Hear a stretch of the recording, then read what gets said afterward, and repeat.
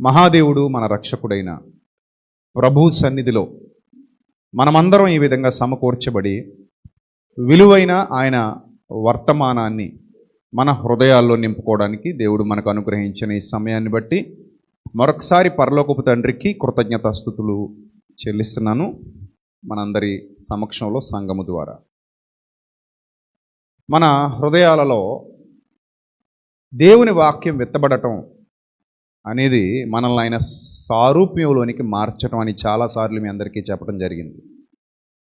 ఆదివారం చాలామంది దేవుని సన్నిధిలో కూడుకుంటారు. కొన్ని చోట్ల సత్యవాక్యం వినబడుతుంది, సంతోషం. కొన్ని చోట్ల కల్పనా కథలు, కాకమ్మ కథలతో కాలం గడుపుతుంటారు. అది అపవాది యొక్క ప్రేరణ. ఎందుకంటే దుష్టుడు తన పని తాను చేస్తూ ఉంటాడు, దేవుడు తన పని తాను చేస్తూ ఉన్నప్పుడు తద్వారా హృదయాలు వెలిగించబడవు. అందుకే ఈరోజు అన్యజనుల మధ్య దేవుని నామానికి అవమానం కలుగుతుంది. మన హృదయం అనేది కేంద్రస్థానం, మన జీవితానికే కేంద్రస్థానం. ఈరోజు నువ్వు అనే ఒక వ్యక్తిగా ఈ భూమి మీద నువ్వు కనబడుతున్నావంటే, నీకంటూ ఒక ఉనికి ఈరోజు ఇక్కడ ఏర్పడిందంటే దానికి కారణం ఏంటంటే నీ హృదయం ద్వారా నువ్వు చేసే స్పందన, ప్రతిస్పందన. ఆ స్పందనలే, ఆ ప్రతిస్పందనలే, నీ చర్యలే, నీ హృదయ సంబంధమైన చర్యలే ఈరోజు ఈ భూమి మీద నీకంటూ ఒక ఉనికిని క్రియేట్ చేశాయి. ఈ సామాజిక జీవనంలో నిన్ను ప్రేమించాలన్నా, నిన్ను చూసి భయపడాలన్నా, నిన్ను దగ్గరకు తీసుకోవాలన్నా, నిన్ను దూరం పెట్టాలన్నా, నిన్ను సమాజం మధ్యలో ఉంచాలన్నా, లేకపోతే చెరసాలలో ఉంచాలన్నా నీకంటూ ఒక ఉనికి ఏర్పడింది. మీ వీధిలో కానీ, నీ ఇంట్లో కానీ, నీ చుట్టూ ఉన్న వారి మధ్యలో కానీ నీకంటూ ఒక ఉనికి ఏర్పడిందంటే దానికి కారణం నీ హృదయం. నీ హృదయమే నీ చర్యలకు కేంద్రస్థానం. కాబట్టి ఏం జరిగినా హృదయంలో నుండే జరుగుతుంది. వన్స్ హృదయం స్విచ్ ఆఫ్ అయిపోయింది అనుకోండి, నువ్వు స్విచ్ ఆఫ్ అయిపోయినట్టే. అర్థమవుతుందా నీకు? ఒక మనిషిగా నా హృదయం స్విచ్ ఆఫ్ అయిపోయిందంటే నేను స్విచ్ ఆఫ్ అయిపోయినట్టే. చూడండి, అప్పుడప్పుడు తలకు దెబ్బ తగిలింది అన్నీ మర్చిపోయాడు అంటారు కదా, అంటే డ్యామేజ్ అయిపోయింది అనమాట. ఎప్పుడైతే ఇక బ్రెయిన్ వర్క్ చేయడం మానేసిందో, ఇక అతను ఉన్నా ఒకటే, లేకపోయినా ఒకటే. దట్ మీన్స్ బ్రెయిన్ డెడ్ అంటారు. బ్రెయిన్ డెడ్ అంటే ఎప్పుడైతే మన అంతరంగం స్విచ్ ఆఫ్ అయిపోతుందో పైన ఏమున్నా వేస్ట్. కండలున్నా వేస్ట్, అందం ఉన్న వేస్ట్, అంతస్తులు ఉన్న వేస్ట్, వెండి బంగారాలు ఉన్న వేస్ట్, ఏమున్నా వేస్ట్. నాకు తెలిసినటువంటి ఒక మహాధనవంతుల కుటుంబం ఉంది. ఒక్కడే కుమారుడు. చాలా పెద్ద యాక్సిడెంట్ అయింది. తల పగిలింది, మెదడు చిట్లింది. ఆగమేఘాల మీద విదేశాలకు తీసుకెళ్ళినా కూడా ఎలాంటి ప్రయోజనం లేదని తేల్చి చెప్పేశారు. చాలా సంవత్సరాలుగా అబ్బాయి కోమాలో ఉన్నాడు. జీవచ్ఛవం, స్పందన ఉండదు, ప్రతిస్పందన ఉండదు, మాట్లాడేది ఏమి ఉండదు. ఇంకా అలా ఉన్నాడంటే ఉన్నాడు, ఒక షోకేసులో బొమ్మలాగా.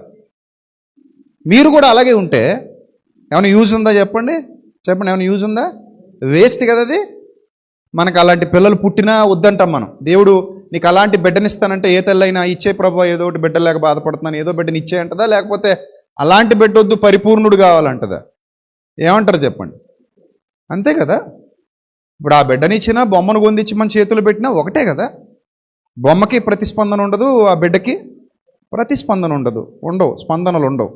ఏ స్పందన లేనప్పుడు ఆ బిడ్డతో మనకి ప్రయోజనం లేదు, పని కూడా లేదు. ఇన్ ద సేమ్ వే నీ హృదయమే నీ ఆత్మకు మూలం.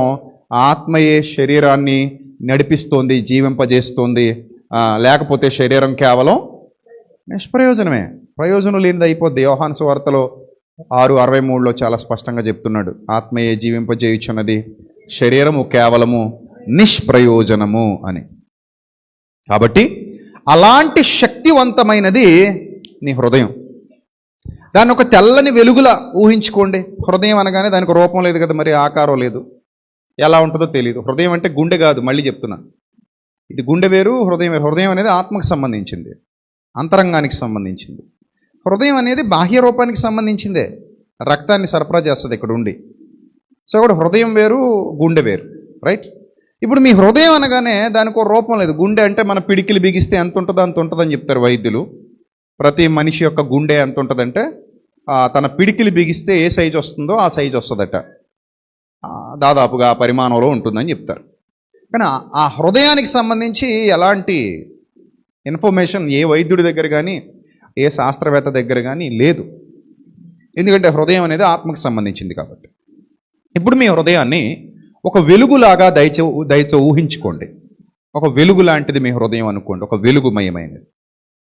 ఈ వెలుగుమయమైన హృదయం తేజోమయంగా ఉన్నప్పుడు, ప్రజ్వరిల్లుతూ ఉన్నప్పుడు బాహ్య రూపం కూడా తేజోమయంగా ఉంటుంది, ప్రజ్వరిల్లుతూ ఉంటుంది. ప్రభు యొక్క కాన్సెప్ట్ మీరు ఎప్పుడైనా అబ్జర్వ్ చేశారో లేదో, ప్రభు యొక్క బోధలు కానివ్వండి, ప్రభు యొక్క ఆలోచనలు కానివ్వండి, ప్రభు యొక్క ఉద్దేశాలు కానివ్వండి, ఆయన భూమి మీద నడయాడి భూమిని విడిచిపెట్టి వెళ్ళిపోయి తర్వాత అపోస్తలులకు బాధ్యతలు అప్పగించి ఆయన పనులు జరిగించుకోవాలని నిర్ణయించిన సందర్భాలన్నిటినీ మీరు క్లియర్గా అబ్జర్వ్ చేస్తే ప్రతి చోట దేనికి ప్రాధాన్యత ఇవ్వబడిందంటే మానవుని యొక్క హృదయాన్ని అంధకారంలో నుండి వెలుగులోనికి, నిశ్చేతనమైన స్థితిలో నుండి చైతన్యంలోనికి తీసుకురావాలన్నదే ప్రభు యొక్క ఆలోచన. అంటే ఎక్కడైతే కృంగిపోయి ఉన్నాడో ఆ కృంగిపోయిన చోట మరలా చిగుర్లు రావాలి, ఆ కృంగిపోయిన చోట మరలా వెలుగు అందాలి. ఆ శక్తిని మానవ హృదయంలో ఉద్భవింపజేయాలన్నది ప్రభు యొక్క ఆలోచన. ఎక్కడైనా మీరు గమనించండి, ఆయన బోధల్లో హృదయం మీదే కాన్సన్ట్రేషన్, అంతరంగం మీదే కాన్సన్ట్రేషన్, అంతరంగాన్ని గురించి మాత్రమే ఆయన అధికంగా మాట్లాడతారు. అందుకే అక్కడ ఒక మాట మీరు చాలాసార్లు చదువుకున్నారు, మీ పెదవులతో నన్ను ప్రీచ్ చేస్తున్నారు, ఇట్స్ ఓకే, పెదవులతో నన్ను గనపరుస్తున్నారు, బట్ మీ హృదయం మాత్రం ఎలా ఉందన్నాడు, ఎలా ఉందట, బాగా గ్యాప్ వచ్చేసింది నీకు మాకు. దేనికి? మనిషికి గ్యాప్ వచ్చింది అనట్లేదు ఆయన, మనుషులకి నాకు గ్యాప్ వచ్చింది అనట్లా, మీ హృదయాలకు నాకు గ్యాప్ వచ్చేస్తుంది అంటున్నాడు. మీ హృదయాల నుండి నాకు గ్యాప్ మెయింటైన్ చేస్తున్నారు మీరు. చూడండి, చాలా సందర్భాల్లో మనుష్యులు చర్చిలో ఉంటారు, హృదయాలు మాత్రం చర్చిలో ఉండవు. మనుష్యులు దేవుణ్ణి ఆరాధించడానికి వస్తారు, హృదయాలు మాత్రం దేవుణ్ణి ఆరాధించవు. మనుష్యులు బైబిల్ పట్టుకుని తిరుగుతుంటారు, హృదయాలలో మాత్రం బైబిల్ ఉండదు. మనుష్యులు ప్రార్థన చేస్తుంటారు కానీ హృదయాలలో మాత్రం ఆ ప్రార్థన ఉండదు. సో దీనివల్ల ఎలాంటి ప్రయోజనం కూడా లేదు. మీరు ఆరాధన చేస్తే ఆత్మతో సత్యముతో ఆరాధన. మీరు గమనించారో లేదో, శరీరాలతో చేసే ఆరాధన కాదు బైబిల్ దేవుడు కోరుకున్నది, మన ప్రభు కోరుకున్నది, యేసు ప్రభు కోరుకున్నది శరీరాలతో చేసే ఆరాధన కాదు. నేను అందుకే చాలాసార్లు చెప్పాను, కళ్ళు మూసుకుని చేతులూపుతున్నంత మాత్రాన అందరూ దేవునికి ఇష్టమైన ఆరాధన చేస్తున్నారని కాదు అది. హృదయంలో ప్రభు లేనప్పుడు నేను చేతులూపితే ఏంటి, కళ్ళు మూసుకుంటే ఏంటి, తన్మయత్వంతో పాటలు పాడితే ఏంటి, పాడకపోతే ఏంటి, ఏం చేస్తే ఏంటి, అసలు మొత్తం కేంద్రం ఏదంటే హృదయం కదా, అంతా అక్కడే ఉంది కదా, సమస్తం అక్కడి నుంచే నిర్వహించబడుతుంది, కథ అంతా అక్కడ ఉంది. అక్కడి నుంచి సమస్తం నిర్వహించబడేటప్పుడు నేను కేవలం పైరూపానికి మాత్రం విలువనిచ్చి పైన నేనేదో చేస్తే నో యూజ్. రోజు పీకల దాకా తాగి పడిపోయే వ్యక్తి ఎక్కడో గౌరీపట్నం వెళ్ళి నేను మెట్లెక్కుతానండి మోకాళ్ళ మీద అంటే ఏం ఉపయోగం అది? నీ బ్రతుకులో మార్పు లేదు, నువ్వు తాగుతావు, బూతులు తిడతావు, భార్యను కొడతావు, సంస్కరణ లేదు, సంస్కారం లేదు, యథార్థత లేదు, నీతి లేదు, ఉత్తమత్వం లేదు, పవిత్రత లేదు, ఏవీ లేవు. కానీ నేను గౌరీపట్నం అనే ఒక టెంపుల్ ఉందండి, అక్కడ మేరీమాత ఉంటుంది, అక్కడికి వెళ్తాను, కింద నుంచి పైకి మోకాళ్ళ మీద మెట్ల మార్గం గుండా పైకి వెళ్ళి అక్కడ ఏదో నేను మొక్కు చెల్లించుకుని వస్తాను, అది నా భక్తి అని అంటే దేవుడు దాన్ని భక్తిగా కన్సిడర్ చెయ్యరు. మీకు క్లియర్ కట్గా నా భావాలు అర్థం కావాలి.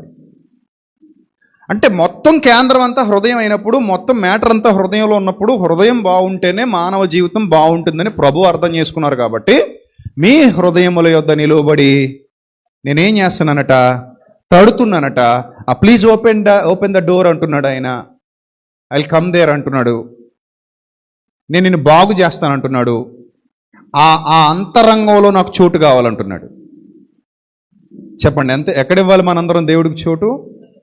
అంతరంగంలో. దేవుడికి దగ్గరగా ఉండడం అంటే వచ్చి కుర్చీలో కూర్చొని వెళ్ళిపోవడం కాదు. ఆ హృదయాలు ఉండాలి దేవునికి దగ్గరగా, నీ హృదయం ఉండాలి దేవునికి దగ్గరగా, నువ్వు కాదు. నీ శరీరం ఉంది అంటే సరిపోదు, హృదయం ఉండాలి.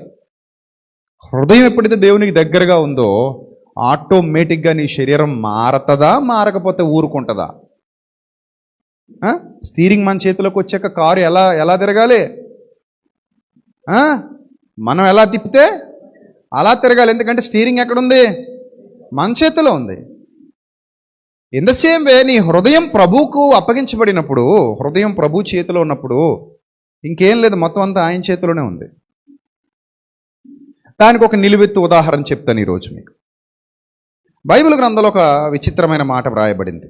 ఆ మాట నేను చదువుతాను, మీరు కూడా చదవండి. ఒకసారి మీ అందరి చేతిలో ఉన్నటువంటి దైవ గ్రంథాన్ని తెరిచి పేతురు గారు రాసినటువంటి మొదటి పత్రిక 5వ అధ్యాయము 7వ వచనం ఒకసారి చదువుదాం, అందరూ చూడాలి. పేతురు గారు రాసినటువంటి మొదటి పత్రిక 5వ అధ్యాయము 7వ వచనం. ఆయన మిమ్మల్ని గూర్చి చింతిస్తున్నాడు గనుక మీ చింత యావత్తు ఆయన మీద వేయండి. ఆయన మిమ్మును గూర్చి చింతిస్తున్నాడు కనుక మీ చింత యావత్తు ఆయన మీద వేయండి అనే మాట ఇక్కడ మనం చదువుతున్నాం. ఆయన మిమ్మును గూర్చి చింతిస్తున్నాడు కనుక మీ చింత యావత్తు ఆయన మీద వేసేయండి అని. ఇక్కడ మిమ్మును గూర్చి అన్నప్పుడు చాలా కొంచెం లోతుగా మీరు అర్థం చేసుకోవాలి. మిమ్మును గూర్చి అంటే ఎవరు పడితే వాళ్ళు ఈ చదువుతున్న ప్రతి ఒక్కళ్ళ గురించి అని కాదు. అక్కడ ఇప్పుడు తీసుకెళ్ళి నేను ఒక అన్యుడికి ఇచ్చి చదివించవచ్చు, ఇది తీసుకెళ్ళి నేను ఇంకా లోక సంబంధమైన వ్యక్తికి ఇచ్చి చదివించవచ్చు, లేదా నేను ఒక బోర్డు మీద దీన్ని రాసి బయట అంటిస్తే చదివిన వాళ్ళందరూ కూడా మిమ్మును అనగానే మేము అని అనుకోవచ్చు. I'm right are wrong? ఈ మధ్య చాలామంది వాగ్దానాల పేరుతో అర్హత లేని వాళ్ళకు కూడా పంచుతున్నారు తీసుకెళ్ళవి. అర్థమైందా? వాక్యాన్ని స్వీకరించాలంటే నాది వాక్యం నాకే అని నువ్వు అనుకోవాలంటే నీకు అర్హత ఉండాలి. నీకు అర్హత లేకుండా ఈ వాక్యం నాకే అని మనిషి చెప్పినంత మాత్రాన్ని నీకు అది అప్లై అవ్వదు. అప్లై అవుతుందా? మనం రోడ్డు మీద వెళ్ళిపోతున్నాం, ఒక 10 లక్షల రూపాయలు విలువ చేసే కారు అక్కడ ఉంది, నేను చూపిస్తున్నాను నీకు, ఆ కారు చూపిస్తున్నాను, ఈ కారు నీదే అన్నాను. నువ్వు వెంటనే చప్పట్లు కొట్టి thank you thank you thank you ఆ కారు నాదే అన్నావు అనుకో, దాన్ని బుద్ధిహీనత అంటారు కదా.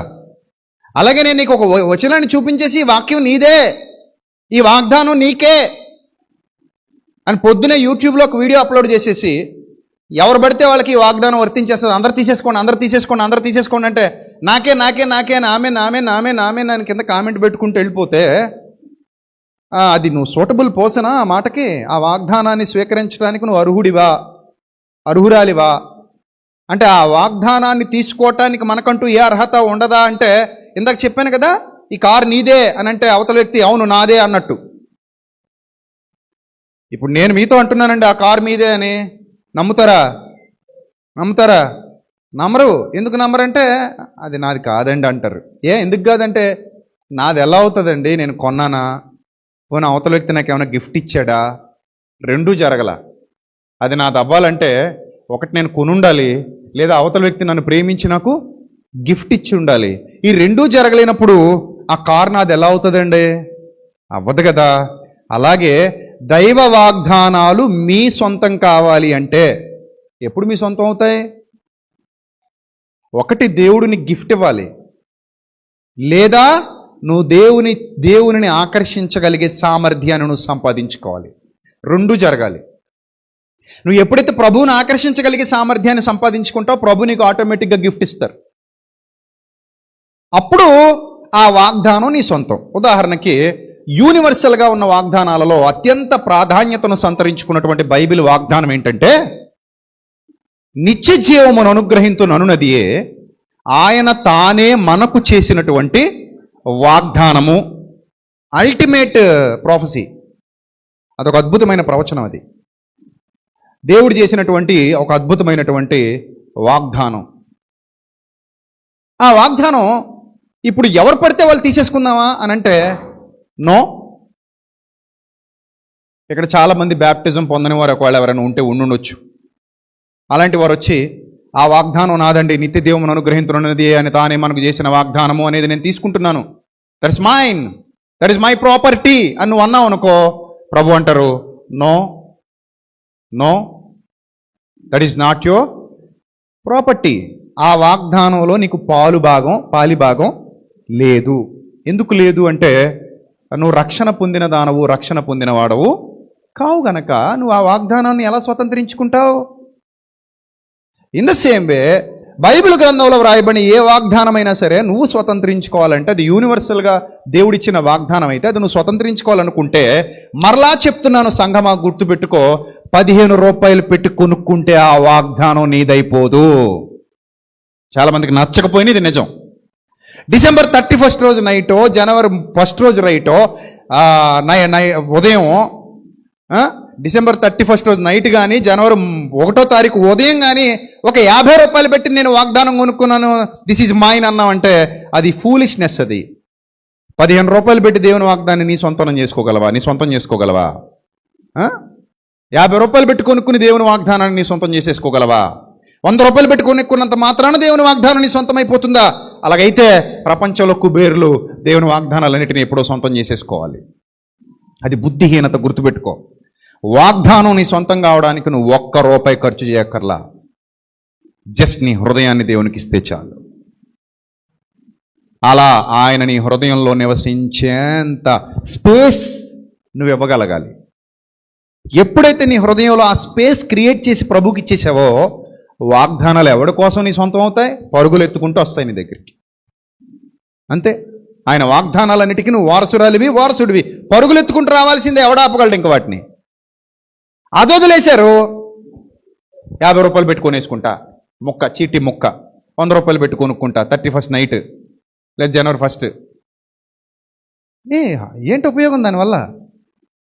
నేను ఇలాంటి నిజాలన్నీ చెప్తే నేను నచ్చకపోవచ్చు, I don't care. But I'm telling truth only. Truth.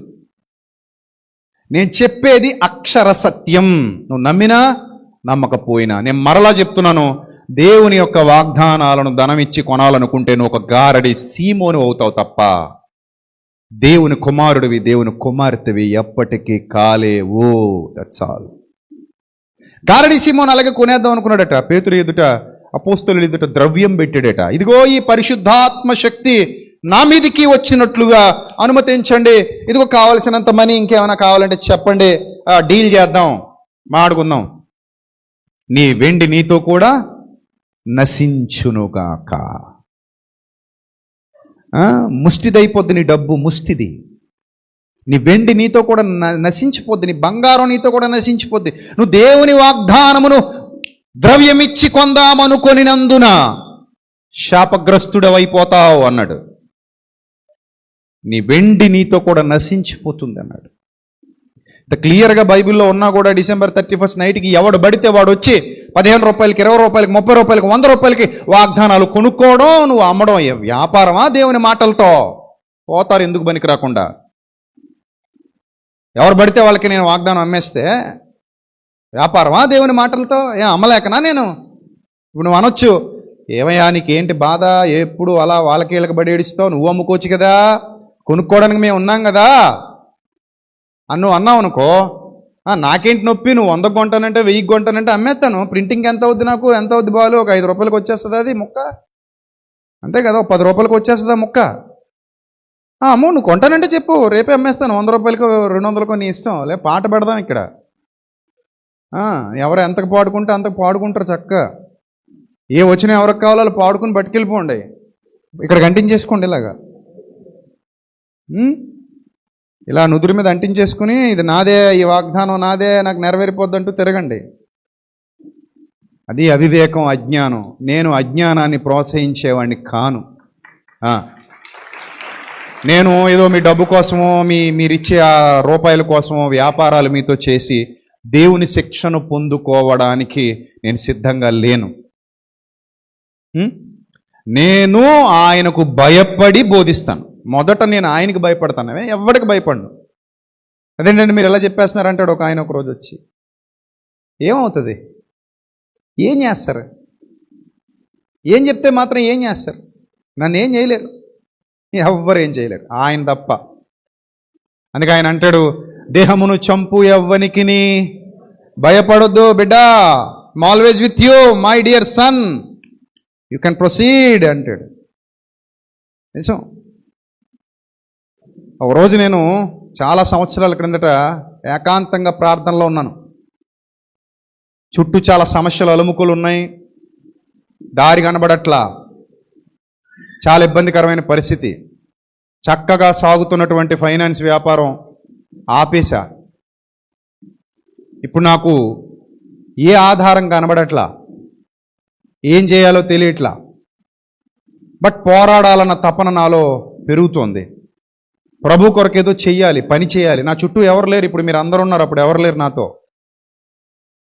I'm alone, I was alone. So ఆ టైంలో నేను ఒంటరిగా ప్రార్థన చేసుకుంటున్నాను. ప్రభువా, అడుగైతే వేసేశాను, ఎక్కడి దాకా ఈ ప్రయాణం కొనసాగుతుందో తెలీదు, ఎంత దూరం వెళతానో తెలీదు, ఎంత ఎత్తుకు ఎదుగుతానో కూడా నాకు ఇప్పుడు తెలీదు. బట్ నేను తీసుకోవాల్సిన నిర్ణయం అయితే తీసేసుకున్నాను. నేను తీసుకోవాల్సిన నిర్ణయం తీసేసుకున్నాను, అడుగైతే వేసేసా. నేను చేయాల్సిన పని చాలా ఉంది, చేస్తాను అని నేను ప్రార్థన చేసుకుంటూ నా చుట్టూ ఏవైతే ప్రాబ్లమ్స్ ఉన్నాయో ఆ ప్రాబ్లమ్స్ అన్నీ ప్రభు సన్నిధిలో పెడుతున్నాను. ప్రభువా, నాకు ఈ సమస్య ఉంది అని. నా సమస్య అంటే అది బాహ్య సంబంధమైన, శరీర సంబంధమైన విషయాల గురించి కాదు. నాకున్న సువార్తలో లేదా ప్రయాణంలో, పరిచర్యలో నాకు ఎదురవుతున్నటువంటి ఆటంకాల గురించి నేను ప్రార్థిస్తున్నాను. అలా ప్రార్థిస్తున్నప్పుడు నిజంగా మీరు చెప్తే నమ్మరు, ఆ రోజు నాకేదో తెలియని ఒక శాంతి నన్ను ఆవరించింది. ఆ ప్రార్థన ముగిసే సమయానికి ఒక శాంతి నన్ను ఆవరించి నాకేమనిపిస్తుంది అంటే, నా మైండ్లో నా బ్రెయిన్లో ఒక పిక్చర్ బ్లింక్ అవుతుంది. ఆ పిక్చర్ ఏంటంటే, ఎవరో వచ్చి నా భుజాన్ని ఇలా పట్టుకొని నన్ను దగ్గరకు తీసుకున్నంత శక్తి నాకు కలుగుతుంది. అలాంటి ఒక పిక్చర్ బ్లింక్ అవుతుంది మైండ్లో.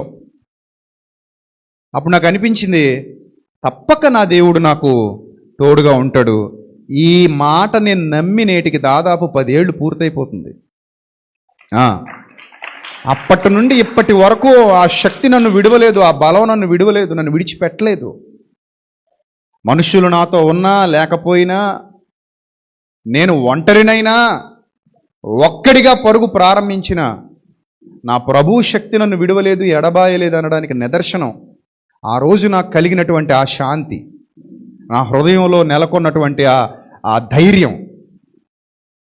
అప్పటి నుంచి నాకు అప్పుడే నాకు ఏదో బలం. ఇప్పుడు చూడండి, ఏదో ట్యాబ్లెట్లు వేసుకుంటే బలం వచ్చినట్టు, సెలైన్ ఎక్కించిన తర్వాత బలం వచ్చినట్టు, నేను ప్రార్థన పూర్తి చేసి లేచే సమయానికి 1000 ఏనుగుల బలం వచ్చినట్టుగా ఎవరో నన్ను ఇలా పట్టుకుని ఐఎమ్ ఆల్వేజ్ విత్ యూ అని ఒక శక్తితో నాతో ఒక వాగ్దానం చేసినట్టుగా నేను అలాంటి అనుభవాలు రుచి చూశా ఆ ప్రార్థనలో గడిపినప్పుడు.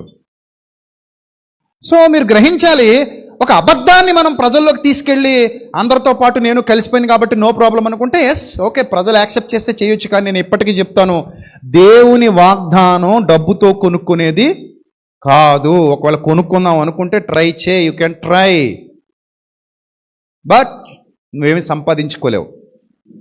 రాదలాగా, అర్థమైందా? డబ్బులు ఇస్తే వచ్చేది వేరు, హృదయపూర్వకంగా వచ్చేది వేరు. అది లోకంలో. దేవుడి దగ్గర డబ్బులు ఇచ్చినా రాదు. దేవుడి దగ్గర ఏమి ఇవ్వాలంటే ముందు హృదయం ఇవ్వాలి. హృదయం ఇవ్వకపోతే నీకు ఏ ప్రయోజనం లేదు. అందుకే అమ్మే వాగ్దానాల వైపు దయచేసి చూడకండి. వాక్యంలో కొనుక్కుని వాగ్దానాన్ని తీసుకుంటున్నాను అనుకునేది ఎప్పుడు చూడకండి. మరొక మాట అంటారు కొంతమంది ఇంకా తెలివిగా, నేను కొనుక్కోవట్లేదండి, నేను మామూలుగా వాగ్దానం తీసుకుంటున్నాను, నేను ఇచ్చే డబ్బులు మాత్రం వాగ్దానానికి కాదండి, మామూలుగా కానుకిస్తున్నాను అంటాడు. నువ్వు మామూలుగా కానుక ఇచ్చేటప్పుడు కానుకలు సంచులు వేయచ్చుగా, వాగ్దానానికని పట్టుకెళ్ళి ఎందుకు ఇస్తావు? ఎవరికి చెప్తావు నీ గాలి మాటలు? అయినా నువ్వు తీసుకునే వాగ్దానం నీ బైబిల్లో లేదా? పరలోకం నుంచి ఫ్రెష్గా వచ్చిన కొత్త సరుకు అది, ఆల్రెడీ బైబిల్లో ఉన్నదేనా కదా? మరి ఇంకేంటి? ఎవరికి నేర్పిస్తావు నువ్వు? ఎవరికి నేర్పిస్తావు? తర్వాత ఈ వాగ్దానాన్ని నువ్వు స్వతంత్రించుకోవాలి లేదా నీ సొంతం కావాలి అనుకున్నప్పుడు అర్హత అనేది ఖచ్చితంగా ఉండాలి. ఆ అర్హత లేకపోతే ఆ వాగ్దానం నాది కాదు, నీది కాదు, ఎవరిది కాదు. నీకు అర్హత ఉండాలి. ఆ అర్హత నీ సొంతమైనప్పుడు నీ వాగ్దానాన్ని నువ్వు స్వతంత్రించుకోకుండా ఎవరు ఆపలేరు. ₹1 నువ్వు ఖర్చు పెట్టక్కర్లా. నేను చెప్తున్నాను కదా, నేను ఎన్నో విషయాలలో దేవుడు నాకు తోడుగా ఉన్నాడు, నన్ను బలపరిచాడు. ఎందుకంటే నా హృదయాన్ని నేను ఆయనకి ఇచ్చాను కాబట్టి, నా హృదయంలో ప్రథమ స్థానం అయింది కాబట్టి, నా హృదయంలో మొదటి స్థానం దేవునిది కాబట్టి దేవుడు నన్ను బలపరుస్తున్నాడు. నేటికి నేను అన్ని విధాలుగా ఆరోగ్యంగా ఉన్నాను, ఆత్మీయంగా కానీ, శారీరకంగా కానీ, మానసికంగా కానీ. నేను చాలా సంతోషంగా ఉన్నాను. నాకు దిగులు, చింత, విచారం లేదు, మనోవైకల్యం లేదు కాబట్టి నేను చాలా ధైర్యంగా ఉన్నాను. దేవుడు నాతో ఉన్నాడు కాబట్టి, ఆ భరోసా నాకు ఉంది కాబట్టి. సో ఇదే విధంగా మీరు అందరూ ఉండాలనేది నా కోరిక, నా తపన. అందుకే ఈరోజు ఒక విలువైన విషయం మీతో మాట్లాడుతున్నాను. జాగ్రత్తగా వినండి, ఎక్కడ డీవియేట్ అవ్వద్దు. హృదయం ఆయనకి ఇచ్చినప్పుడు, అది పర్ఫెక్షన్తో నింపబడినప్పుడు, దేవుడిని హృదయాన్ని సెట్ చేస్తున్నప్పుడు ఆటోమేటిక్గా లోపల నుంచి వచ్చేవన్నీ మారిపోతాయి, ప్రొడక్ట్స్ అన్నీ మారిపోతాయి. ఇప్పుడు ఏదైనా మనకు లోపల నుంచేగా రావాలి. నువ్వు రియాక్ట్ అవ్వాలన్నా, రెస్పాండ్ అవ్వాలన్నా, what ever it may be, ఏది అవ్వాలన్నా సరే ఎక్కడి నుంచి రావాలి చెప్పండి? ఎక్కడి నుంచి రావాలి? ఎస్, లోపల నుంచే రావాలి, లోపల నుంచే రావాలి. సో దాన్ని సెట్ చేయమంటున్నాను నేను. వాక్యం కూడా దానికోసం. అది సెట్ అయితే అన్నీ సెట్ అయిపోతాయి, అన్నీ సెట్ అయిపోతాయి. ఇప్పుడు ఇక్కడ ఏమని వ్రాయబడిందంటే, మీ చింత యావత్తు ఆయన మీద వెయ్యండి. ఎవరి మీద వెయ్యండి? దేవుని మీద వెయ్యండి. ఇక్కడ మీ అనే పదానికి ఏమైనా క్వాలిఫికేషన్ ఉందంటారా, లేదంటారా? ఎవరైనా వేసేయచ్చా? ఎస్, మీ అన్నప్పుడు ఆయన నిన్ను నా అనుకోవాలి. అర్థమైందా? ఏమనుకోవాలి? నా అనుకోవాలి, ఆయన అనుకోవాలి, నా అనుకోవాలి. ఎప్పుడైతే నా అనుకున్నాడో ఖచ్చితంగా వేసి ఇచ్చి ఇంక డౌట్ లేదు. ఇప్పుడు నా దగ్గరికి వచ్చి చీర కొనండి అందనుకో, కొన్నాను అనుకో, ఎవరు కొంటాను? ఒకటి నా భార్య అయి ఉండాలి, లేదా నా తల్లి అయి ఉండాలి, లేకపోతే నా చెల్లి అయి ఉండాలి, నా అక్క అయి ఉండాలి. అంతే కదా, నా వాళ్ళై ఉండాలి. అప్పుడు వచ్చి అన్న ఒక చీర కొనన్నా అంటే కొంటాను. ఏమంటే ఒక చీర కొనంటే కొంటాను. అరే నాన్న చీర కొనరా అంటే కొంటాను, మా అమ్మాయి అడిగితే. ఇప్పుడు నేను రోడ్డు మీద వెళ్తూ ఉన్నప్పుడు ఎవరో టకటక ఆర్టీసీ బస్సులోంచి దిగి చీర కొనంటే ఏమంటాను? చెప్పండి, ఏమంటారు? చెప్పండి, మీరే చెప్పండి, ఏమంటాను? పద చందన బ్రదర్స్కి వెళ్దామంటానా? పద బొమ్మన బ్రదర్స్కి వెళ్దాం, కొనుక్కుని వచ్చేద్దాం అంటావా? అన్నాం కదా. Who are you? ఎవరు నువ్వు? నీకు నేను ఎందుకు కొనాలి? ఎవరిని అడుగుతున్నావు నువ్వు అంటాం. పిచ్చోళ్ళు అనుకుంటాం. పిచ్చోళ్ళు అడుగుతారు అలాగా, మంచోళ్ళు అడుగుతారేటి? తెలివైన వాళ్ళు అడుగుతారా? అడగరు కదా. ఎందుకంటే తెలివైన వాళ్ళు ఎందుకు అడగరంటే, నేను అడిగితే చెప్పు తీసి కొడతాడు, నాకెందుకు కొంటాడు అని అనుకుంటారు తెలివైన వాళ్ళు. బుర్రతక్కువ వాళ్ళు, పిచ్చోళ్ళు ఏమంటారంటే, ఇగో ఎవరు పడితే వాళ్ళ దగ్గరికి వెళ్ళి నా చేరుకొని అంటారు కదా. ఇన్ ద సేమ్ వే మీ చింత యావత్తు ఆయన మీద వెయ్యండి అన్నప్పుడు ఎవరు పడితే వాళ్ళకి నేను అమ్మేయడానికి లేదు, అది ఎవరు పడితే వాళ్ళకి ఆపాదించేయడానికి లేదు. అది నువ్వు నిజంగా హృదయపూర్వకంగా నువ్వు ప్రభువుని నమ్ముతున్నావా? డబ్బులు అక్కర్లేదు, ఇక్కడ ధనం అక్కర్లేదు, వెండి అక్కర్లేదు, బంగారం అక్కర్లేదు, నీ క్వాలిఫికేషన్తో పని లేదు. నువ్వు నిజంగా విశ్వాసివేనా? నువ్వు విశ్వాసివైతే ఆ వాగ్దానం నీదే, దాన్ని ఎవడ ఆపలేడు. ఇంకా రాసి పెట్టుకో, కొనుక్కర్లేదు కూడా, ఎవడు నీకు అమ్మక్కర్లా. ఇప్పుడు నేను కాగితం మీద రాసి తీసుకోండి అని టకటక గుండట అలాగ ఊపేసి నీ ముందు పెడితే అందులోంచి ఒకటి తీసుకోవడం అది కాదు. అర్థమైందా?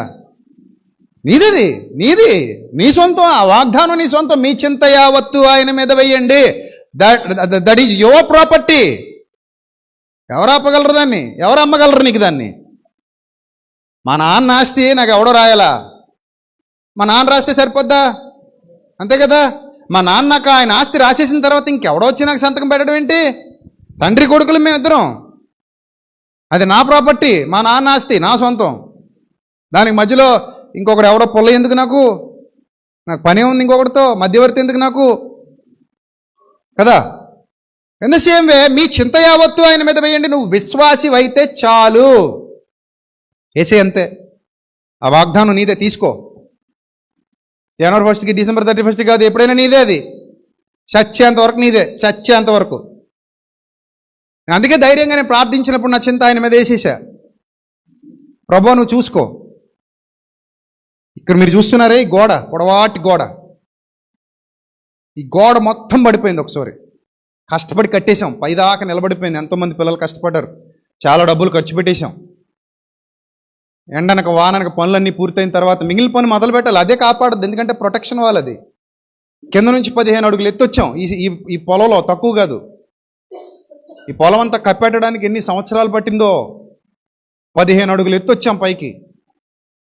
అలా వచ్చి అంతా చేసిన తర్వాత ఒక్కసారిగా అమ్మయ్యా అనుకున్నాం, అమ్మయ్యా పని అయిపోయింది, ఇక మీదట ఏదో చేద్దాం అనుకునే టైంలో మొత్తం పొడవు ఆ చివరి దాకా మొత్తం కూలిపోయి వెనకబడిపోయింది. కాంక్రీట్ స్తంభాలు కృంగిపోయాయి, పడిపోయింది. నాకు ఎవరో మొత్తం మీద దారిని పోయే వాళ్ళు ఎవరో చూసి నాకు ఫోన్ చేశారు, ఏమంటే మొత్తం గోడ పడిపోయింది అనేసరికి వర్షం వస్తుంది. వెంటనే ఒక్కనే వచ్చాను, ఎవ్వరు లేరు ఇక్కడ అప్పుడు. ఎందుకంటే అప్పటికి ఇంకా ఇక్కడ ఆరాధన ప్రారంభించడానికి నిర్మాణం ఏం మొదలు పెట్టలా. ఒక్కనే వచ్చి అక్కడికి వచ్చి ఆ పడిపోయిన దగ్గర ఏదో చిన్న రాయి ఉంది అక్కడ, ఆ మట్టి ఉంది. ఇంకా ఎంత మట్టి ఇక్కడ, నల్ల మట్టి. మన ఫిల్ చేస్తున్నాం, అప్పుడప్పుడే మట్టి ఫిల్ చేస్తున్నాం. మన రాజారెడ్డి గారు అప్పటికే ఎక్కడ మట్టి దొరికితే అప్పుడు తోలేసేవాడు ఈయన. అక్కడ మట్టి దొరికిందండి, ఇక్కడ మట్టి దొరికింది, వేసేద్దాం, ఎప్పుడు దొరికితే అప్పుడు అలా వేసేబట్టే చాలా తక్కువలో అయిపోయింది మనకి. ఆ విషయంలో ఆయన చాలా బాగా వ్యవహరించాడు దేవుని పని విషయంలో. సో వచ్చాను, అక్కడ కూర్చున్నాను, ఒక్కనే ఉన్నాను, ఎవ్వరు లేరు. మీరు చెప్తే నాతో నా పక్కన ఎవరు లేరు. అప్పుడు నేను ఒక్కనే వచ్చా, ఇక్కడ ఎవ్వరు లేరు. నేను ఒక్కనే వచ్చి కూర్చున్నా, అక్కడ చూస్తున్నాను. అలాగా చూస్తుంటే ప్రార్థన చేసి ప్రారంభించాం. ప్రార్థన చేసి ప్రారంభించి ఇంత ఎత్తు కట్టేసిన తర్వాత దాదాపు 6,50,000 పెట్టాను దానికి అప్పట్లో. దగ్గర గోడ మొత్తానికి దగ్గర కొంచెం అటు ఇటులో పడిపోయింది అంతే. పడిపోయి మట్టి మొత్తం అటు వెళ్ళిపోయింది తోసేయడం వల్ల. ఇంకంత కాసేపు నేను ఒక రకంగా ఒక దిగ్భ్రాంతికి గురయ్యాను. అలా కూర్చున్నాను, ఆ రాయి మీద కూర్చుని అలా చూస్తూ ఒక రకమైన చింత ఆవహించేసింది నన్ను. అరే మళ్ళీ ఇప్పుడు ఇదంతా తీయడం, నిలబెట్టడం, మళ్ళీ ఇదంతా బయటికి తీయటం పని చేయదు కదా. ఇంకా వన్స్ కాంక్రీట్ కూలిపోయిందంటే పని చేయదు. మళ్ళీ ఇవన్నీ మొయ్యాలంటే ఇది పెద్ద భారం. ఇది అంతా ఎక్కడ చేస్తాం, మొత్తం పెంట అయిపోయింది, వర్క్ మొత్తం కొలాప్స్ అనుకున్న టైంలో నాకు గుర్తొచ్చింది ఒకటే, ఈ మాటే, మీ చింత యావత్తు ఆయన మీద వేసేయండి. ఆ రోజు నేను ఇంకా ఎక్కువసేపు కూర్చోలేదు అక్కడ. ఒక పావు గంట అలా కూర్చున్నాను. మళ్ళీ వెంటనే నేను ఎవరు లేరు కదా, సింగిల్గా ఉన్నాను కదా, ఏకాంతంగా హ్యాపీగా చిన్న ప్రార్థన చేసుకున్నాను అక్కడే కూర్చొని.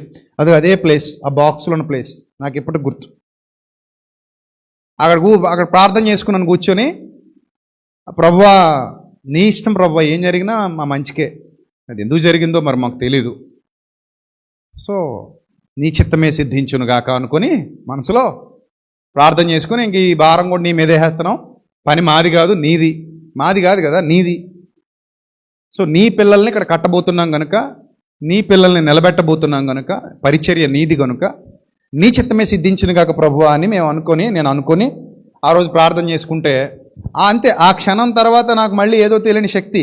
మీకు నేను ఒక ఇంపార్టెంట్ విషయం చెప్పాలి. నేను ఎప్పుడు ఏ విషయంలో ప్రార్థన చేసినా ప్రార్థన పూర్తి అయ్యేసరికి చాలా బలంగా ఉంటుంది నాకు. ప్రార్థనకు ముందు ఎలా ఉన్నా సరే, ఆఫ్టర్ ప్రేయర్ నేను చాలా శక్తివంతంగా ఉంటాను. ఇంకా ఆ దిగులు, చింత, విచారాలు ఏం అనిపించవు మైండ్కి. అది ఎంత పెద్ద సమస్య అయినా సరే, ప్రార్థన అయిపోయింది కదా ఇంకంతే, వదిలేసాము. ఇప్పుడు బరువు నేను మోస్తున్నప్పుడు నేను అలసిపోయి ఆయాసపడాలి. నీ భుజాల మీద పెట్టేసినప్పుడు నేను ఎందుకు అలసిపోతున్నాను, నీ భుజాల మీద పెట్టి కూడా అలసిపోతున్నానంటే దాన్ని ఏమంటారు, దాన్ని అజ్ఞానం అంటారు కదా. నేను మోస్తే నేను అలసిపోవాలి, ఒగర్చాలి. నీ భుజాల మీద పెట్టేసిన తర్వాత నేను ఎందుకు అలసిపోవాలి, నేను ఎందుకు ఒగర్చాలి. నేను పుట్టుకతో తెచ్చింది లేదు, చచ్చి పట్టుకుపోయేది లేదు. సో అయిపోయింది అక్కడ. బాగుంది కదా అనుకుంటున్నప్పుడు తెలియని రీతిగా సహాయం వచ్చింది. నిజంగా మీరు చెప్తే నమ్మరు. ఒక సోదరి విదేశాల్లో ఉంటున్న, మన వాక్యం వింటున్న ఒక సోదరి ఇమ్మీడియట్గా ఆ రోజు విషయం తెలియగానే ఆదివారం వెంటనే ఫోన్ చేసి, బాబు కూలిపోయిందా గోడ, బాధపడక నాన్న, నా వంతుగా ₹1,00,000 పంపిస్తున్నా అని చెప్పి పంపించింది. నిజం, పచ్చి నిజం ఇది.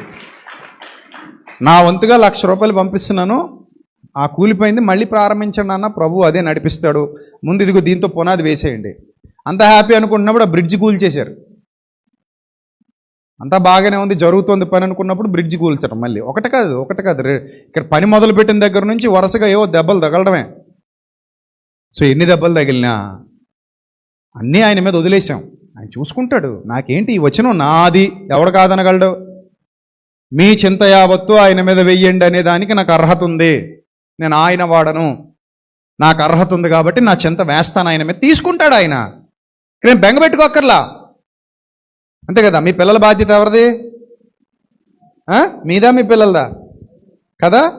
ఫీజు గురించి ఎప్పుడైనా మీ పిల్లాడు అమ్మ ఇటుకల బట్టీలోకి వెళ్ళమంటావా, ఆటో తోలమంటావా, ఎవరింటికన్నా వెళ్ళి గిన్నెలు తోమంటావా, బట్టలు ఉతమంటావా, ఏం చేయమంటావా అని ఎప్పుడైనా మీ పిల్లలు అడిగారట నిన్ను?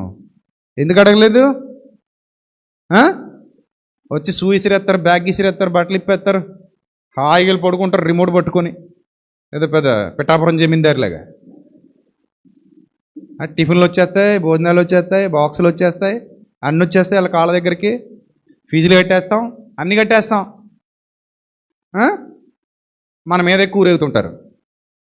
ఎందుకంటే మన పిల్లలండి, మనకు తప్పదు కదా.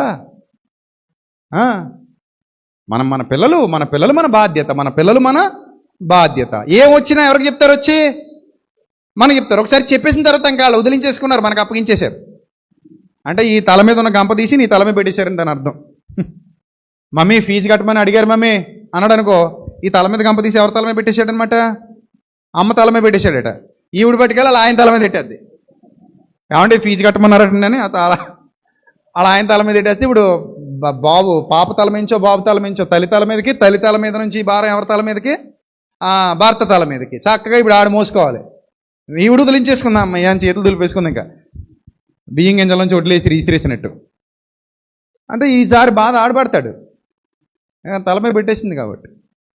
ఇన్ ద సేమ్ వే మీ చింత యావత్తు ఆయన మీద వెయ్యండి అన్న మాట ఉంది. ఓన్ చేసుకో, ఎంత బాగుంటుందో. నీ ఓన్ చేసుకో వచ్చినాన్ని. నీకు ఎవడ అమ్మక్కర్లేదు. మళ్ళీ చెప్తున్నా, కొనుక్కోవాలండి అని అనకండే. ఎక్కడ కొనుక్కోకర్లా, ఎవడ అమ్మక్కర్లా. ఓన్ చేసుకో అంతే. ఆ అర్హత సాధించేయి. కొనుక్కున్నావు అనుకో, కొన్నాళ్ళకి చిరిపోద్ది అది. అమ్మిన వాగ్దానం ఉంటుందా? ఎన్నాళ్ళు ఉంటుంది అది? కొన్నాళ్ళకి చిరిపోద్ది. మళ్ళీ కొత్త సంవత్సరం వచ్చి కొత్త కొనుక్కోమంటారు, కానీ ఆ పాత వాడుకుంటానంటే ఒప్పుకోరు మోసగాళ్ళు. అయ్యా లాస్ట్ ఇయర్ ఇచ్చారు కదా, ఇది సరిపోద్ది నాకంటే, నో ఈ సంవత్సరం కూడా కొనాల్సిందే అంటారా? మనం అనవలాగా, మనకు అవసరం లేదు. సో కాబట్టి కొనే వాగ్దానాలు కాదు మనకు కావాల్సింది, ప్రభువిచ్చే వాగ్దానం. మీ చింత యావత్తు ఆయన మీద వేసేయి అంతే. అర్హత సాధించు. అప్పుడు నువ్వు భయపడవు, నీకు భయం అనిపించదు. ఇంకా నిజంగా చెప్తున్నా, నీకు భయం అనిపించదు. మా నాన్న పడతాడు పాటలన్నీ, నాకేంటి? మా అమ్మ పడద్దు ఆ పాటలన్నీ, నాకేంటి? నేను వదిలేశాను, మా అమ్మ చేతికి ఇచ్చేశాను బాధ్యత, మా నాన్న చేతికి ఇచ్చేశాను. ఆయన చూసుకుంటాడు, అంతే కదా. సమస్య వచ్చింది అన్నప్పుడు మనం ఎవరొకరి మీద ఆధారపడతాం కదా. నేనంటున్నాను, వాళ్ళ మీద వీళ్ళ మీద ఆధారపడ్డం దేనికి? ఆయన అంత అవకాశం ఇచ్చినప్పుడు అంటాను. ఎంతకంటే అవకాశం ఏం కావాలి నీకు? ఏమన్నాడు అక్కడ? మీ చింత యావత్తు నా మీద వేసేయండి. ఆ తర్వాత ఏమంటాడు? ఆయన మిమ్మును గూర్చి చింతిస్తున్నాడు. పుట్టినోట్లో లక్ష్యము చేయుచున్నాడు అని ఉంది. ఆయన మిమ్మును గూర్చి ఏం చేస్తున్నాడట? చింతిస్తున్నాడు. ఆయన చూసుకుంటాడు. భయం ఏముంది? ఏ ఇబ్బంది లేదు, ఆయన చూసుకుంటాడు. ఏ ఇబ్బంది లేదు. ఎందుకంటే మిమ్మల్ని పిలిచిన వాడు నమ్మదగినవాడు. ఇంత గొప్ప వాగ్దానం మీ సొంతం అవుతుంది. మీరు ఓన్ చేసుకోండి. మీ హృదయాన్ని ఏ కల్మషం లేకుండా ఆయనకు అప్పగించండి. మీ హృదయంలో ఆయనకు చోటు ఇవ్వండి. ఆయన ఎంత భరోసా ఇస్తున్నాడంటే ఏం ఆగదు. నువ్వు అనుకుంటావు ఏదో అయిపోద్ది, ఏం ఆగదు. ఇప్పుడు ఏమైనా ఆగినాయి చెప్పండి. ఇప్పుడు ఆ గోడ చూస్తుంటే ముద్దు వస్తుంది నాకు. చక్కగా అయిపోయింది, పెయింట్లు కూడా వేస్తాం. ఆ బ్రిడ్జ్ పడగొట్టింది చిన్నదైతే, కట్టింది దాని మీద డబల్ కట్టాం. ఆ ట్రాక్టర్ వెళ్ళేది పడగొట్టాడు, నేను లారీలు వెళ్ళేది కట్టాను. మరి అంతే కదా. ఇది దేనికి భయపడాలి చెప్పండి. సో చింతపడటం అయ్యి బాబు ఏదో అయిపోతుంది అనుకుంటా ఏమవదు. మనం ఎంత విశ్వాసంగా ఉంటామో అంత గొప్ప కార్యాలు మన బ్రతుకులో జరుగుతాయి. ఎంత విశ్వాసంగా ఉంటావు అంత వృద్ధి పొందుతావు. ఎంత విశ్వాసంగా ఉంటావు అంత గొప్ప స్థితిలోనికి వెళ్తావు. నువ్వు భయపడక్కర్లా. నీ చింత యావత్తు ఆయన మీద వెయ్యండి అన్న మాట నాది అనుకుంటే అసలు దాని ఆనందమే వేరు. నాది ముందు నువ్వు నమ్మగలగాలి. దాన్ని నమ్మడం అంటే నమ్మేస్తే సరిపోదు, దాని అర్హత కూడా నీ దగ్గర ఉండాలి. నాది, దట్ ఈజ్ మైన్, అది నాది. ఎంత బాగుంటుందో తెలుసా అప్పుడు. ఆ అనుభవాలు చాలా గొప్పవి ప్రియమైన దేవుని ప్రజలారా, చాలా గొప్ప అనుభవాలు అవి. మనం చింతలో ఉన్నప్పుడు దేవుడు మనతో మాట్లాడతాడు. ఇదే వాక్యం ద్వారా మాట్లాడతాడు. ప్రభు మనతో మాట్లాడతాడు. కొన్ని రుజువులు చూపిస్తుంటాడు. బాగా ప్రత్యేకమైన సందర్భం అయినప్పుడు కనీసం కలలో అయినా సరే నీకు ఆ సత్యాన్ని బయలుపరుస్తాడు. నీకు ఇంకా వాక్యంతో చెప్పడానికి అవకాశం లేనంత పర్సనల్ మ్యాటర్ అయితే ఏదో రూపంలో నీకు అది బయలుపరుస్తాడు. నీకు అంత బలమైన విశ్వాసం నీ హృదయంలో ఉన్నప్పుడు, అంత బలమైన విశ్వాసం, నాది, మీ మాట నాది, ఆయన నన్ను గూర్చి చింతిస్తున్నాడు, నన్ను గూర్చి చింతిస్తున్నాడు. ఈ ఒక సీక్రెట్ దయచేసి క్రైస్తవ ప్రపంచం, అందుకే నేను ఇందాక మీతో అన్నాను, ఈ సత్యం చాలామందికి అవసరం, ఈ తెలియక చాలామంది మోసపోతున్నారు, ఈ లింక్ ఇతరులకు కూడా షేర్ చేయండి అన్నది అందుకే. లేకపోతే ఈ వీడియో లైక్ చేసి మీరు కామెంట్ చేయడం ద్వారా యూట్యూబ్ కూడా చూపించుకుంటాడు. ఆ స్ట్రాటజీ ఉంది కాబట్టి అలా కూడా చేయండి అని మీకు చెప్పడానికి పదే పదే చెప్పడంలో గల కారణం అదే. సత్యం ఎరుగని వారు ప్రపంచంలో చాలామంది ఉన్నారు. ఇప్పటికీ నాకు వాళ్ళని చూస్తే అదే అనిపిస్తుంది. ఒకరోజు ఒక ప్రాంతానికి వెళ్ళి వాక్యం చెప్తూ కింద కూర్చున్న వాళ్ళందరినీ మీ వాగ్దానాలు పట్టుకురండి అన్నాను. చాలామంది పట్టుకొచ్చి ఇచ్చారు. యూట్యూబ్లో ఉంది ఇప్పటికీ ఆ వీడియో. ఆ వాగ్దానాలు చదివి, అమ్మ నువ్వు దీనికి అర్హురాలివేనా అంటే కాదంటుంది ఒక అమ్మాయి. ఇంకొక అతన్ని అడిగా, నువ్వు దీనికి అర్హుడివేనా అంటే కాదు. ఇంకోటి ఏమో ఎవరిదో అది. మరి ఎందుకు కొనుక్కున్నావు, ఎంత కొనుక్కున్నావు అంటే రేటు కూడా వాళ్ళే చెప్తున్నారు. నాకు అప్పుడు చాలా బాధేసింది, చాలా బాధేసింది. ఇంత అజ్ఞానంలో ఎలా బ్రతుకుతున్నారు మీరు. వాక్యం మీకు అందకుండా చేసేసింది అపవాది. మీ మనోనేత్రాలకు ఏం కలుగజేసింది? గుడ్డితనం కలుగజేసింది. ఇప్పుడు మా ఇంటికి వెళ్ళానండి నేను, మా అమ్మతో మాట్లాడని వెళ్ళాను. గుమ్మం దగ్గర ఒక ఆయన ఉన్నాడు. ఏ బాబు ఎలా వచ్చేవే అన్నాడు. మా అమ్మతో మాట్లాడాలన్నాను. 500 అవుద్ది అన్నాడు. 500 ఇచ్చి మా అమ్మతో మాట్లాడాను అనుకోండి, అవా ఆహా ఇస్తావా నిజానికి? ఏమంటాం అప్పుడు? మీరు చెప్పండి. మీ గుమ్మం దగ్గర నేనే ఉన్నానండి, మీ అమ్మగారితో మీరు మాట్లాడడానికి వెళ్తున్నారు. 500 అవుద్దామా మీ అమ్మతో మాట్లాడడానికి? ముందు 500 కట్టి వెళ్ళి మీ అమ్మతో మాట్లాడన్నాను. ఎలా రియాక్ట్ అవుతావు చెప్పు నాకు ఫస్ట్. నీ తెలివి పరీక్షిస్తున్నాను ఇప్పుడు. ఎలా రియాక్ట్ అవుతావు? మా అమ్మతో మాట్లాడడానికి నువ్వెవడరా డబ్బులు అడుగుతున్నావు? నీకెందుకు డబ్బులు ఇవ్వాలంటారా అనరా? అంటారనరా? అంటారా? మరి వాగ్దానాలు ఎలా కొనుక్కుంటున్నారండి? ఎవడో అమ్మేస్తే మీ నాన్నవి ఆ వాగ్దానాలు బుర్ర పని చేస్తుందా లేదా? మీ నాన్నవి, మీ తండ్రివి. మీ తండ్రి మీకు ఇచ్చాడు. మీ తండ్రి మీకు ఇచ్చిన వాగ్దానాన్ని ప్రేమతో సొంతం చేసుకో. ఎవడో నీకు అమ్మడం ఏంటి? ఒకసారి వాడు ఎవరు నీకు అమ్మాలి? దేవుని మాటది, నీకు ఎవడమ్మాలంటున్నాను. అది ఈ వాగ్దానం నీకు ఎవరు పంచిపెట్టాలి? That is your property. నువ్వు సొంతం చేసుకో.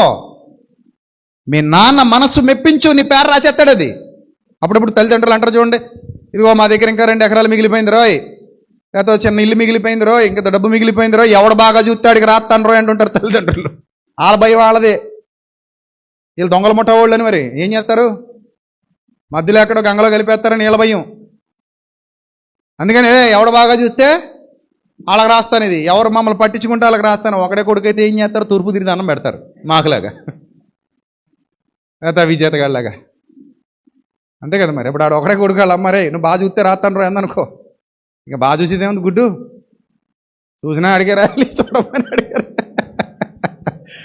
కదా. సో ఇక్కడ దేవుడు నా తండ్రి, నేను ఆయన మనస్సును మెప్పించాను, ఆయనకి ఇష్టడుగా బ్రతుకుతున్నాను. ఎవరో పర్మిషన్ కావాలా ఆయన వాగ్దానాన్ని సొంతం చేసుకోవడానికి?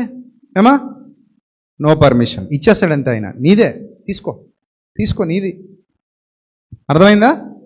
నీకు ఇచ్చేశాడు ఆయన. అందుకే మీ చింత యావత్తు ఆయన మీద వెయ్యండి అని నా ప్రభు నాతో చెప్పాడు. నేను అర్హత సాధించుకున్నానంటే చాలు, ఇక ఆ వాగ్దానం ఎవరిది? నాది. కాబట్టి ఇక నా చింత ఆయన మీద వేస్తాను. ఫిలిప్పీలకు రాసిన పత్రిక 4వ అధ్యాయము, ఫిలిప్పీలకు రాసిన పత్రిక 4వ అధ్యాయము 6వ వచనం. ఫిలిప్పీలకు రాసిన పత్రిక 4వ అధ్యాయము 6వ వచనం చదువుదాం. ఏమనుందో? దేని గూర్చి చింతపడకుడి. దీనికి కూడా విశ్వాసమైతే చాలు. ప్రభువుకి నీ హృదయంలో చోటిస్తే చాలు, ఇంకేం అక్కర్లేదు. నో మోర్ క్వాలిఫికేషన్స్, ఇంకేం అవసరం లేదు నీకు. నువ్వు విశ్వాసమైతే చాలు, ప్రభువుకి నీ హృదయంలో చోటిస్తే చాలు. దేని గూర్చి నువ్వు చింతపడొద్దు, దేని గూర్చి చింతపడొద్దు, దేని గూర్చి చింతపడకుడి కానీ ప్రతి విషయములోనూ అన్నాడు. ప్రతి విషయములోనూ, ప్రతి విషయములోనూ. అర్థమైందా? ఏ విషయంలో నీకు చింత వస్తుందో ఆ ప్రతి విషయంలో నువ్వేం చేయాలట? ఆ ప్రార్థన విజ్ఞాపనముల చేత. చూడండి, దేంతో అమ్మా? ప్రార్థన విజ్ఞాపనముల చేత.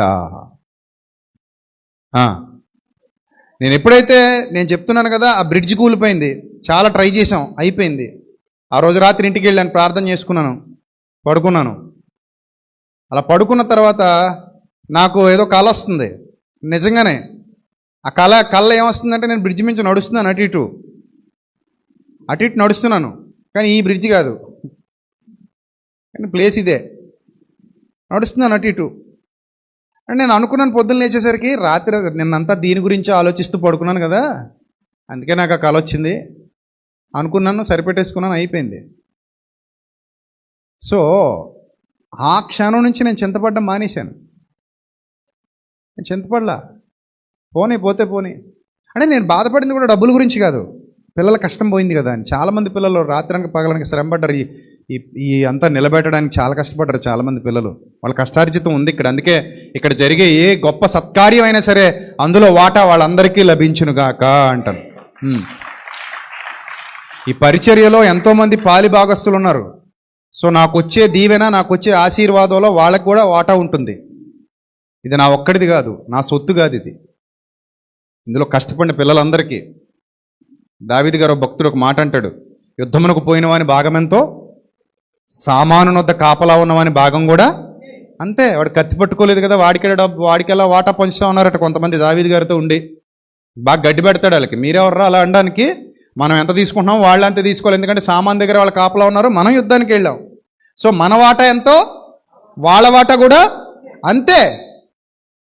నేను అదే చెప్తుంటాను, ఎప్పుడైనా సరే గొప్ప సత్కార్యం చేసాం, ముందు నిలబడ్డ వాడికి ఎంత ధన్యతో, వెనకుండి ప్రోత్సహించిన వాడికి, కానుకిచ్చిన వాడికి, ఖర్చు చేసిన వాడికి, కష్టపడిన వాడికి అంతే బాధ్యత. వారం భోజనాలు పెడుతున్నాం. చాలామంది ఒక 10,000 రూపాయలు తీసుకొచ్చి, అన్న ఈ వారం నా పేరు మీద భోజనాలు పెట్టండి అన్న ఇచ్చేసి వెళ్ళిపోతున్నారు. వంట ఎవరు చేస్తున్నారు చెప్పండి? 10,000 ఇచ్చిన వాళ్ళు చేస్తున్నారా? మరి ఎవరు చేస్తున్నారండి వంట అందరికి భోజనాలు పెట్టడానికి? పార్సీలు పంచి ఆ ముసలి వాళ్ళకి వీళ్ళకి పట్టుకెళ్ళి పెడుతున్నారు. మన జేమ్స్ తమ్ముడు అనపర్తి, ఇంకా కొంతమంది మన లక్ష్మణులు తీసుకెళ్ళిపోతారు, ఎక్కడికో పట్టుకెళ్తారు. ఇప్పుడు ఈ 10,000 ఇచ్చిన వాళ్ళు పట్టుకెళ్ళి పెడతారు. అవి ఆ బ్రిడ్జిల దగ్గరికి అని అక్కడికి మన కుర్రాళ్ళు వెళ్తున్నారు ఈ భోజనాలు పార్సీల్స్ పట్టుకొని. మీరు వెళ్ళరు, మీరు 10,000 ఇచ్చేసి ఇంటికి వెళ్ళిపోతారు, భోజనం చేసి ప్రార్థన చేయించుకుని వెళ్ళిపోతారు. కానీ వంట చేయడానికి కొంతమంది అక్క చెల్లెమ్మలు పొద్దునే వస్తారు, తెల్లవారు వస్తారు. వాళ్ళు కూరగాయలు కోస్తారు, అన్ని పనులు చేస్తారు. కొంతమంది తమ్ముళ్ళు ఉన్నారు, ఆ వంట దగ్గర చేతులు కాల్చుకునేవాళ్ళు. ఆ అన్నం వార్చేది వాళ్ళ పనే, కష్టపడేది వాళ్ళ పనే, శ్రమ పడేది వాళ్ళ పనే, వాళ్ళు చేస్తారు అవన్నీ. ఇప్పుడు ఫలితం విషయానికి వచ్చేసరికి 10,000 ఇచ్చిన నీకెంతో, కష్టపడిన వాళ్ళకు కూడా అంతే. దేవుడు అన్యాసుడు కాదు, ఆయన పక్షపాతం లేదు. ఆయన అందరిని ఒకలా చూస్తాడు. నువ్వేమనుకుంటావు అంటే, మొత్తం నాదే ప్రభు, నొల్లేసుకెళ్ళిపోతాను ప్రభు. కుదరదు నాయన, అక్కడ కష్టపడే వాళ్ళు కూడా ఉన్నారు నాయన, వాళ్ళకు కూడా వాటా ఉంటుంది నాయన. దావీదుకున్న జ్ఞానం ఉన్నారట, అక్కడ కూడా స్వార్థపరులు ఉన్నారే. మొత్తం మాదే, కత్తి తిప్పింది మేము, శత్రువులతో పోరాడింది మేము. బాబు దావీదు గారు, ఇది కరెక్ట్ కాదు కానీ ఒక పని చేయండి, 70-30కి తగ్గొట్టేయండి అన్నారట. లేదులేండి, అలా నేను సరదా చెప్తున్నా. ఏమంటారట? ఇగో 70 30కి తగ్గొట్టండి. అందుకే అక్కడ ఏమని రాశాడు తెలుసా వాళ్ళ గురించి? దుర్మార్గులను పనికి మాలిన వారునైనా కొందరు అని ఉంది అక్కడ. చదవండి సమూయేలు మొదటి గ్రంథం చిట్ట చివరి అధ్యాయం 30వ అధ్యాయం. చిట్ట చివరి అధ్యాయమేనా? 30వ అధ్యాయం లాస్ట్ రెండోది 31 కూడా ఉంటుంది. 23వ వచనం చదువుకుందాం. 22, 23 వచనాలు. సమూయేలు మొదటి గ్రంథం 30వ అధ్యాయం 22వ వచనం 23 2 చదువుకుందాం. చదవండి త్వరగా. దావీదుతో కూడా వెళ్ళిన వారిలో దుర్మార్గులను, ఎవరటాళ్ళు? యుద్ధశూరులనే దేవుడు అక్కడ. అరే దుర్మార్గులారా, ఎంత దరిద్రులేంట్రా మీరు, ఎంత స్వార్థపరులేంట్రా అన్నాడు ఆయన. దుర్మార్గులను, నెక్స్ట్ పనికి మాలిన వారును అయిన కొందరు, వీరు మనతో కూడా రాక నిలిచిరి గనుక తప్ప, వాళ్ళ భార్యలు వాళ్ళ పిల్లలు ఇద్దాం తప్ప వచ్చిన దోపుడు సొమ్ములో అసలు ₹1 కూడా వెలకి ఇవ్వడానికి వీలు లేదు అన్నారట. అప్పుడు ఏమన్నాడట దావీదు? అనిరి. నెక్స్ట్, అందుకు దావీదు వారితో ఇట్లనెను, నా సహోదరులారా, యెహోవా మనలను కాపాడి మన మీదికి వచ్చిన ఈ దండును మనకు అప్పగించి మనకు దయచేసిన దాని విషయములో మీరు అలా చెయ్యడానికి వీలు లేదు. నెక్స్ట్, మీరు చెప్పింది బుద్ధున్నోడు ఎవడో ఒప్పుకోడు. యుద్ధమునకు పోయిన వాని భాగమెంతో సామానునొద్ద నిలిచిన వాని భాగము అంతే అని వాడుక నేర్పించాడు. అప్పుడే నేర్పించాడు. అందుకే నేను ఎప్పుడు సెమినార్ చేసినా, ఏం చేసినా, ఎంత బలమైన భారభరితమైన కార్యక్రమం చేసినా, ఎంత గొప్ప సేవా కార్యక్రమం చేసినా నేను అంటాను, this is our ministry programme. ఇది మనందరి కష్టార్జితం, మనందరి కష్టం, మనందరి శ్రమ, మనందరి పెట్టుబడి. ఇందులో 10 ఇచ్చినోడికి ఎంతో, 100 ఇచ్చినోడికి అంతే, 1000 ఇచ్చినోడికి అంతే, 10,000 ఇచ్చినోడికి అంతే. ఎవరి ఫలం వాళ్ళు పొందుకుంటారు. ఎవరి తలాంతుని బట్టి వాళ్ళకి, నువ్వు 5 తలాంతులు, ఇదిగో మరొక 5 తలాంతులు, నీ దగ్గర 2 తలాంతులు, మరో 2 తలాంతులు, నువ్వు 3 తలాంతులు, మరో 3 తలాంతులు అన్నట్టు, 10 తలాంతులు, మరో 10 తలాంతులు అన్నట్టు ఎవరి కష్టానికి తగిన ప్రతిఫలం వాళ్ళకు ఉంటుంది. ప్రభు ఇస్తాడు. అది మనందరం చేసే సత్కార్యాలు ఇవి. అందరికీ వాటా ఉంటుంది, అందులో అందరికీ ఉంటుంది. ఏ ఒక్కడో పట్టుకెళ్ళిపోయేది కాదది. అందరూ సమముగానే పాలు పంచుకుందురు కదా. అట్టి పంపకము కట్టడగాను న్యాయ విధిగాను ఏర్పరిచి నియమించినట. చూసారా? అది న్యాయ విధట, కట్టడట. ఇంకా అది మార్చడానికి వీల్లేదు. యుద్ధమునకు పోయిన వాడి భాగం ఎంతో, సామాను వద్ద నిలిచిన వాడి భాగం కూడా అంతే. అంత న్యాయవంతుడమ్మ దేవుడు, అంత యథార్థవంతుడైన, అంత యథార్థవంతుడు. సో అలాంటి విషయాల్లో ఎన్నో విషయాలు జరుగుతూ ఉంటాయి మీ జీవితంలో, నా జీవితంలో, మనందరి జీవితాల్లో. సో చింతపడకండి దయచేసి, దేని విషయంలో చింతపడకండి. ప్రార్థన విజ్ఞాపనముల చేత కృతజ్ఞతాపూర్వకముగా మీ విన్నపములు దేవునికి తెలియజేయుడి. ఫిలిప్పీ పత్రిక 4, 6, 7 వచనాలు. అప్పుడు సమస్త జ్ఞానమునకు మించిన దేవుని సమాధానము యేసుక్రీస్తు వలన మీ హృదయములకును మీ తలంపులకు కావలిగా ఉంటుంది. చూసారు? శరీరాలకు అన్నాడా, హృదయాలకు అన్నాడా? ఆయనకి జ్ఞానం తెలుసు. అందుకే చిన్న విషయాలు మాట్లాడు, టాప్ పొజిషన్కి వెళ్ళి మాట్లాడతాడు ఆయన, లోతుకి వెళ్ళిపోతాడు. మీ శరీరాలకు కాపలా అన్నాడా, హృదయాలకు కాపలా అన్నాడా? హృదయానికి ధైర్యం వచ్చేసింది అనుకోండి, శరీరానికి ఇంకే ఆటోమేటిక్గా ధైర్యం వచ్చేస్తుంది. అర్థమైందా? భయం ఎక్కడ? శరీరంలోనా, హృదయంలోనా? ఎక్కడ పడతాం భయం? అంతే. కొంతమంది గట్ట శ్మశానానికి వెళ్ళటానికి భయం అట. ఒకరోజు ఒక ఆయన అన్నాడు, అమ్మో నాకు శ్మశానం అంటే భయం అండి అన్నాడు. అన్నాను, ఏమోనండి నాకు శ్మశానం అంటే భయం అండి, అక్కడ ఎవరు ఉండరు కదండి అన్నాడు. నీ మొహం, ఎందుకు ఉండరు? కాటి కాపలావాడు ఎప్పుడు శ్మశానంలోనే ఉంటాడు. అతను మనిషే, నువ్వు మనిషివే. అతనికి జరగంది నీకేం జరిగిపోద్ది? గుడ్డు. ఏదైనా జరిగితే ముందు ఎవరికి జరగాలి? అక్కడ అవైలబుల్గా ఉన్నోడికి జరగాలి. అక్కడ అవైలబుల్ ఉన్నోడికి ఏం జరగలేదంటే నీకు ఏమీ జరగదు. ఇక్కడ మారిపోతే అంతా మారిపోద్ది. నిజం. ఇక్కడ మారిపోతే మొత్తం మారిపోద్ది. మొత్తం మారిపోద్ది. శ్మశానంలో ఎక్కడైనా వెళ్ళొచ్చు. ఇప్పుడు సమాధి మీద పడుకోవచ్చు శుభ్రంగా దిండేసుకొని. నేను ఇదివరకు కూడా చెప్పాను కదా, శ్మశానంలో పడుకున్నా నీ వస్తువులు ఏవి పోవో. అదే మీ ఊరు బస్ స్టాండ్లో పడుకుంటే మాత్రం మొత్తం పోతాయి. అంటే దెయ్యాలు ఎక్కడున్నట్టు? శ్మశానంలో ఉన్నాయా, సమాజంలో ఉన్నాయా? అదనమాట. నువ్వు అన్ని నగలు వేసుకెళ్ళి శ్మశానంలో పడుకో, పొద్దున కూడా ఎలాగ ఉంటాయి. అదే అన్ని నగలు వేసుకుని రాజమండ్రి రైల్వే స్టేషన్లో పడుకో, పొద్దునకి నువ్వు ఉండవు, అయ్యి ఉండవు. అంటే ఇప్పుడు చెప్పండి, దెయ్యాలు ఎక్కడున్నాయి? శ్మశానంలో ఉన్నాయా, సమాజంలో ఉన్నాయా? అదనమాట. అసలు దెయ్యాలు సమాజంలో పెట్టుకొని శ్మశానంలో ఉన్న దెయ్యాలకు భయపడ్డం ఏంటంటే దరిద్రం. కాకపోతే మన చుట్టూతా ఉన్నాయి దెయ్యాలు, ఎక్కడికక్కడే ఉన్నాయి. ఎన్ని దెయ్యాలు ఉన్నాయో, నల్ల దెయ్యాలు, తెల్ల దెయ్యాలు, పొట్టి దెయ్యాలు, పొడుగు దెయ్యాలు, పొడుసు దెయ్యాలు, ముసలి దెయ్యాలు, అన్ని రకాల దెయ్యాలు మన చుట్టూ పెట్టుకొని మనం ఎక్కడో శ్మశానంలో దెయ్యానికి భయపడితే దానికంటే అవివేకం ఏమైనా ఉంటుంది ఏంటి? ఉండదు కదా. సో కాబట్టి మీ హృదయాలకు దేవుని కాపుదల ఎప్పుడైతే ఉంటుందో ఆటోమేటిక్గా మీ హృదయాలు ఎలా ఉంటాయి? చాలా ధైర్యంగా ఉంటాయి. చాలా ధైర్యంగా. చెప్పండి రోజుతో ఒకటి, మీ చింత యావత్తు ఏం చేద్దాం? డబ్బులు ఎంత? చెప్పండి, ఎంత ఖర్చు పెడదాం? ఎంత ఖర్చు పెడదాం? Free, no cost, no EMI. No cost, no EMI, free. ఎప్పుడు ఫ్రీ? జస్ట్ విశ్వాసం అనే దాన్ని విత్తు, ఆ వాగ్దానం నీ సొంతం చేసుకో. మార్కెట్కి వెళ్ళామనుకో, 500 ఈ బిందె నీ సొంతం చేసుకో అంటాడు. కానీ ప్రభు అలా అండు, విశ్వాసాన్ని విత్తు, ఈ వాగ్దానం నీ సొంతం చేసుకో. నీకెవ్వడో అమ్మాల్సిన అవసరం లేదు, ఏ వాగ్దానం అయినా సరే. ఇది నీదిది, నీ హక్కు, నీ హక్కు. ఇప్పుడు నేను పుట్టాను ఇక్కడ, భారతీయుణ్ణి. నాకు ఎవడన్నా అమ్మాలా భారతీయత, పౌరసత్వం? ఎవరు నమ్మితే నేను కొనుక్కుంటానా? నాకు అవ్వదు. అదే అమెరికా పౌరసత్వం కావాలంటే అది వేరే దారి కొనుక్కోవాలేమో, లేదా వేరే దేశ పౌరసత్వం కావాలంటే కొనుక్కునే ఆప్షన్స్ ఉన్నాయి. కానీ నా సొంత దేశంలో నా పౌరసత్వాన్ని నాకెవరు అమ్ముతారు? నేను ఎవరి దగ్గర కొనుక్కుంటాను? I mean Indian. ఇది నా హక్కు. నేను ఎవరి దగ్గర కొనుక్కోక్కర్లా. అర్థమైందా?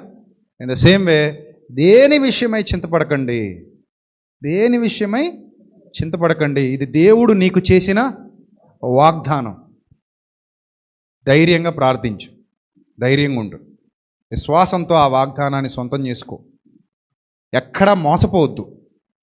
మరలా చెప్తున్నా, బైబిల్ గ్రంథంలో వ్రాయబడిన కాలానుగుణంగా, సందర్భానుసారంగా ఏదైతే వాగ్దానాలు ఉన్నాయో నీకు ఉపయోగపడేవి, యూనివర్సల్గా ప్రభు మనకు చేసినవి, అవి నీకెవ్వరూ అమ్మాల్సిన అవసరత లేదు.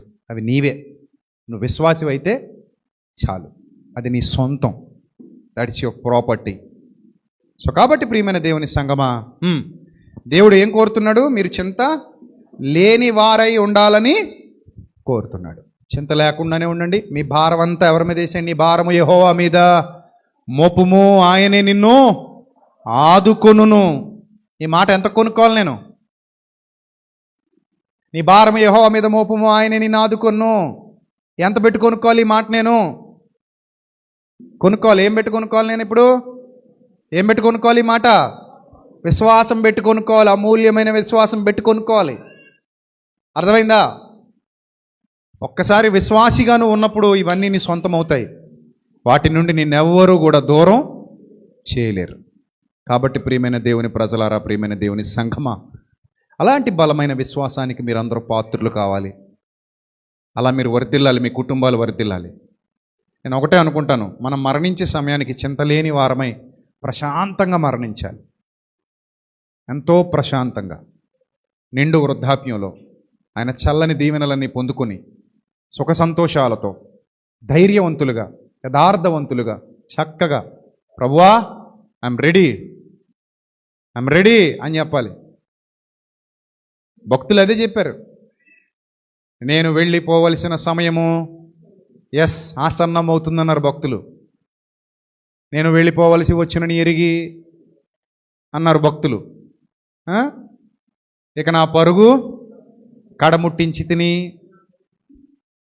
పరిగెత్తాను, పరుగు ముగించాను, విశ్వాసాన్ని కాపాడుకుంటుని అన్నాడు పౌలు భక్తుడు. విశ్వాసమును కాపాడుకుంటుని. అన్ని ఆస్తుల కంటే గొప్ప ఆస్తి ఏంటి? విశ్వాసం. కాపాడుకుంటుని. అలా మీరు కూడా అది విశ్వాసాన్ని కాపాడుకోండి. ధైర్యంగా ఆ టైంలో హ్యాపీగా ఈ లోకాన్ని విడిచిపెట్టి ప్రభు సన్నిధికి వెళ్ళగలిగేంతటి గొప్ప విశ్వాసిగా మనం ఉండాలి. అప్పటి వరకు ఈ జీవితాన్ని ఆశీర్వాదకరంగా మలుచుకోవాలి. చింత చింత చింత, భయం భయం భయం, దిగులు దిగులు దిగులు అనుకుంటే ఇంక నువ్వు విశ్వాసం ఎలా అవుతావు? నీ భారం అంతా అలా ఎత్తుపట్టుకో, ప్రార్థనలో కూర్చో, అలా తీసుకెళ్ళి ఎవరి చేతుల్లో పెట్టేయాలి? ప్రభు చేతుల్లో వదిలేయి. అర్థమైందా? అలా ఎత్తుపట్టుకొని తీసుకెళ్ళి ఎవరి చేతుల్లో వదిలేయి? ప్రభు చేతుల్లో వదిలేయి. ప్రభు చూసుకో ప్రభు అని అప్పగించేయి. ఆయన మిమ్మల్ని గురించి చింతించున్నాడని అక్కడ రాయబడింది, లక్ష్యము చేయించున్నాడని రాయబడింది. కాబట్టి ఆయన చూసుకుంటాడు. మీ పిల్లల్ని మీరు ఎలా చూసుకుంటున్నారో ఆయన పిల్లల్ని ఆయన అలా చూసుకుంటాడు. ఆయన చూసుకుంటాడు మనల్ని అందరినీ. కాబట్టి ఆ ధైర్యం, ఆ విశ్వాసం, ఆ బలం మీ సొంతం కావాలి. అలాంటి ప్రార్థనా జీవితం మీ అందరి సొంతం కావాలి. అప్పుడు మీరు మోసపోరు. ఇంకేమైనా కొదువుగా ఉన్నా ఆయనే నేర్పిస్తాడు మనందరికీ. ఎవరికైనా జ్ఞానము కొదువుగా ఉన్నాయడలా నన్ను అడిగితే ఇస్తానన్నాడు కదా, నేర్పిస్తాడు ఆయన. వారం వారం మీరు ఇక్కడికి వచ్చేసేది ఇదే నేర్చుకుంటున్నారు. చాలా బలమైన పాత్రలుగా మలచబడుతున్నారు, చెక్కబడుతున్నారు. ఒక ఆయన అన్నాడట, వారం వారం చర్చికి వెళ్తున్నావు కదా, ఏం బాగుపడ్డావు అన్నాడట. నిజం. అతను లోక సంబంధంగా అడిగాడు. ఇతను అన్నాడట, నేను ఎంత బాగుపడ్డానో చూడాలంటే ముందు నువ్వు గుడ్డోడు కాకుండా ఉండాలన్నాడట. అంటే దాని అర్థం ఏంటి? ఇతను అంతరంగంలో బాగుపడ్డాడు, అతనికి తెలీదు, మనోనేత్రాలు మూసుకుపోయి ఉన్నాయి. ఇప్పుడు మేము ఎంత బాగుపడ్డామో తెలియాలంటే నా హృదయాన్ని చూడాలి. నువ్వు నా హృదయం చూడగలిగే సామర్థ్యం నీకెక్కడుంది? నేను ఎంత ఆత్మీయంగా ఎదుగుతున్నాను, అది నా బాగుపడ్డం అంటే లోక సంబంధంగానా? నాకు తెలిసి ఓ మోతుబారు ఉన్నాడు, అబ్బో దాదాపు ఏమైనా 20-30 ఎకరాలు ఉంటుంది మానవాడికి. కానీ కుక్కలేవదు, విలువ లేదా మనిషికి. ఎందుకంటే అది విలువైన బ్రతుకు కాదు కాబట్టి. సో రక్షణ భాగ్యం ఒకట్లేదు. సో కాబట్టి బాగుపడ్డం అనగానే అది వాక్యం తెలిసినోడికి అర్థమవుద్ది. నేను ఎంత బాగుపడ్డానో నువ్వు ఎంత బాగుపడ్డావు. షుగర్ ఎంత ఉందంటే ఇలా చూసి టేప్ పెట్టి కొలిసేసి, షుగరు 150 ఉంది బాబు అంటావా? టేప్ పెట్టి కొలిస్తే అర్థమైపోద్దా షుగర్ ఎంత ఉందో? మరేం చేయాలి? దాని పద్ధతి వేరు, దాని లెక్క వేరు. అలాగే ఆత్మీయంగా ఎంత బాగుపడ్డామో దాని కొలతలు వేరు, దాని పద్ధతి వేరు, దాని లెక్కలు వేరు. ఎవడబడితే వాడికి అర్థం కాదు నేను ఎంత బాగుపడ్డానో ప్రభు సన్నిధికి వచ్చి. ఎవడబడితే వాడికి అర్థం కాదు నువ్వు ఎంత బాగుపడ్డావో ప్రభు సన్నిధిలోకి వచ్చి. అర్థమైందా? అది మన హృదయాలకు తెలుస్తుంది మనం ఎంత బాగుపడ్డామో. అది బయట వాళ్ళకి అర్థం కాదు. నువ్వేం బాగుపడ్డావమ్మా, నువ్వేం బాగుపడ్డావయ్యా అంటారు వాళ్ళు. అవివేకులు, మూర్ఖులు. లాజర్ గారిని కూడా అలాగే ఉంటారు. కుక్కలు వచ్చి కురుపులు నాకుతున్నాయి, ఇంత దుస్థితిలో పడున్నావు, దేవుని సన్నిధి దేవుడు అన్నావు, ఏం బాగుపడ్డావయ్యా అని ఉంటారు. కానీ ఎంత బాగుపడ్డాడో పరదేశికి వెళ్ళాక కింద నుండి చూస్తే అప్పుడు రొమ్ము కొట్టుకుంటారు వీళ్ళు కూడా. అంతే కదా మరి. ధనవంతుడు అనుకుని ఉంటాడు నేను ఎంతో బాగుపడ్డాను, ఈడేం బాగుపడ్డాడు అనుకుని ఉంటాడు. చచ్చాక అర్థమైంది అసలు బాగుపడింది అతనే, నేను కదని. హృదయాలు బాగుపడడం కంటే గొప్పదైన ఆశీర్వాదం ప్రపంచంలో మరోటి లేదు. దేవుని వాక్యం అలా మీ జీవితాన్ని ప్రభావితం చేస్తుంది. మీ హృదయం మారినప్పుడు మీ పరిస్థితులన్నీ మారతాయి, చక్కబడతాయి. మీరు విశ్వాసంలో స్థిరంగా నిలబడినప్పుడు, ప్రభు పరిచర్యలో స్థిరంగా నిలబడినప్పుడు, ప్రభువా నేను నీ వాడిన ప్రభువా, నన్ను వాడుకో ప్రభువా, ప్రతి సత్కార్యమందు సద్వాక్యమందు నన్ను స్థిరపరచు ప్రభువా అని ఎప్పుడైతే నువ్వు అడుగుతావో ప్రభుని ఆయన సన్నిధిలో, తప్పకుండా ఆయన నిన్ను ఉన్నత స్థితిలో నడిపిస్తాడు తప్ప ఆయన నిన్ను విడువడు, ఎడబాయడు. గనుక ధన్యత మీ అందరికీ ప్రభు అనుగ్రహించినట్లుగా మీ అనుదిన ప్రార్థనలో స్థిరచిత్తం కలిగి ఉండాలని, విశ్వాసమందు భాగ్యవంతులుగా ఉండాలని, ప్రభు అట్టి ధన్యతలన్నిటినీ మీ కుటుంబాలపై సమృద్ధిగా కుమ్మరించాలని మనస్ఫూర్తిగా ప్రార్థిస్తున్న మాటలు ముగిస్తున్నాను. తల్ల వంచండి, ప్రార్థన చేసుకుందాం. సర్వశక్తుడ సకల ఆశీర్వాదములకు కారణభూతుడ మా కన్న తండ్రి, నిజమే ప్రభు, మీకు మాకు ప్రభు మధ్యవర్తిగా మీ కుమారుడైన క్రీస్తున్నప్పుడు ఈ లోకంలో ఏ ఒక్కరు మీ వాగ్దానాలు మాకు అమ్మాల్సిన అవసరం లేదు తండ్రి. మీ వాగ్దానం మాది ప్రభు, అది మా సొత్తు. మేము ఎప్పుడైతే విశ్వాసము గల వారమై ఉన్నామో అది మేము స్వతంత్రించుకుంటున్నాం. ప్రతి కుటుంబాన్ని జ్ఞాపకం చేసుకోండి తండ్రి. లైవ్లో ఎంతమంది పిల్లలైతే వాక్యాన్ని వింటున్నారో ప్రతి కుటుంబముని ప్రభు మీరు దీవించండి, ఆశీర్వదించండి. మీ సత్య వాక్య పరిశీలనలో వారి జీవితాలు వృద్ధి పొందినట్లుగా సహాయం చేయండి. దయగల దేవా, ఇక్కడ నా ముందు ప్రత్యక్షంగా కూర్చున్న నా తమ్ముళ్ళను చెల్లెమ్మలను జ్ఞాపకం చేసుకోండి. వారికి కావలసిన సమస్తాన్ని సమృద్ధిగా అనుగ్రహిస్తున్నందుకు స్తోత్రం తండ్రి. విశ్వాసమందు భాగ్యవంతులుగా స్థిరులుగా కదలని వారిగా నిలబెట్టినందుకు స్తోత్రం ప్రభువా. ప్రతి సత్కార్యమందు సద్వాక్యమందు స్థిరపరుస్తున్నందుకు స్తోత్రం తండ్రి. ఇంకా బలపరచండి, మీ సన్నిధి కాంతిని తోడుగా ఉంచండి, మీ సన్నిధాన వర్తనులుగా నిలువబెట్టండి. అయ్యా, ఎల్లప్పుడు మీ యందు భయభక్తులు కలిగి తండ్రి, మీ నామ మహిమార్థమై మీ కుమారుడైన క్రీస్తు వారి యందు భయభక్తులు కలిగి జీవించడానికి సహాయం చేయండి తండ్రి. ఆశ్చర్యకరమైన మీ వెలుగులో నడిపించండి, మీ ఆలోచన చేత వారిని స్థిరపరచండి. వ్యాధి బాధలలో శోధనలలో ఉన్న వారిని లేవనెత్తండి తండ్రి. ప్రభు వారిని మరలా ప్రభువ పక్షిరాజు యవనం వలె వారి యవనము కృతదగునట్లుగా మేలు చేత వారి హృదయాలను తృప్తిపరచండి. నిలబెట్టండి ప్రభు, నిలబెట్టండి తండ్రి. శక్తిగల మీ నామములో వారి జీవితాలను వెలిగింపజేయండి. దయగల దేవా, చింత యావత్తూ మీ మీద వేయమన్నారు. నిజమే ప్రభు, మీరు మాకు చేసిన వాగ్దానం ప్రభు. అది మా చింత యావత్తూ మీకు అప్పగిస్తున్నాను తండ్రి.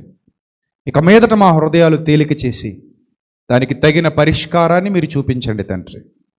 ప్రతి శోధన నుండి మీ పిల్లల్ని విడిపించి దాన్ని ఎదుర్కోగలిగే శక్తిని మీరు దయచేయండి. అయ్యా, మీ బలం ఎంత గొప్పదో మీ పిల్లలకు నేర్పించండి. వారితో మాట్లాడండి ప్రభు. వారి హృదయాల్లో మీ వాక్యపు వెలుగులు ఉంచండి, ప్రసరింపజేయండి. ఇంకా మా ద్వారా గొప్ప కార్యాలు జరిగించుకోండి. మా హస్తాలను బలపరచండి తండ్రి, మా చేతులను బలపరచండి, మా కాళ్లను బలపరచండి తండ్రి. మా ద్వారా ఇంకా గొప్ప కార్యాలు జరిగించుకోండి. మీ పనిలో మేమందరము సాధనాలం ప్రభువా. మీరు మాకు ఇచ్చిన సమస్తాన్ని ప్రభ మీ సేవలో వాడుటకు మా శక్తి, మా బలము, మా ధనము, మా జీవితం, మా ఆరోగ్యము, మాకున్న సమస్తము ప్రభువా మీ యొక్క పరిచర్యలో ఉపయోగించుటకు మమ్మల్ని ఆయత్తపరచండి తండ్రి. సంసిద్ధులుగా చేయండి. ఈ లోకంలోనికి ఒట్టిగా వచ్చాం, ఒట్టిగా వెళ్ళిపోతాం ప్రభు. దిగంబరులమై వచ్చాం, దిగంబరులుగా వెళ్ళిపోతాం. మేము ఏమీ తేలేదు, ఏమీ తీసుకొని పోలేము తండ్రి. మీ పిల్లలందరికీ ప్రభు జ్ఞానం ఇవ్వండి, వివేకం ఇవ్వండి. వారి హృదయాలకు మీ కాపుదల ప్రసాదించండి. వారి హృదయాలను వెలిగించండి తండ్రి, వారి హృదయాలను వెలిగించండి ప్రభు. దయగల దేవా, మీ సహాయ సహకారాలు మెండుగా అనుగ్రహించమని ఘనత, మహిమ, ప్రభావములు మీకు చెల్లిస్తూ ఈ వాక్యము ప్రభు ఎక్కడైతే ప్రభు మేము విత్తుతున్నామో, ఎవరి హృదయాల్లో అయితే విత్తుతున్నామో వారి హృదయాల్లో ప్రభు గొప్ప ఆశీర్వాదాన్ని తీసుకుని వచ్చినట్లు 30దంతలుగా, 60దంతలుగా, 100ంతలుగా ఫలింపచేయమని. అలాగే ప్రభు ఈ మాటలు ఇంకా ఎంతమందికి అవసరమో, ఈ మాటలు అవసరమైన వాళ్ళు ఇంకా ఎన్ని ప్రాంతాల్లో ఉన్నారో, ఎన్ని దేశాల్లో ఉన్నారో మాకైతే తెలియదు తండ్రి. వారి దాకా కూడా ఈ మాటలు మీరు పంపించండి ప్రభు. అనేకమైన సాధనాలు మీరు మాకు ఈ తరంలో అనుగ్రహించారు. ఆ ప్రసార సాధనాల ద్వారా ఈ మాటలు వారికి చేరువగునట్లుగా అనేక మంది పిల్లలను లేవనెత్తండి ప్రభువా. మీ సహాయము దయచేయండి. నమ్మకస్తులముగా మీ పరిచర్యలో కొనసాగింపచేయండి.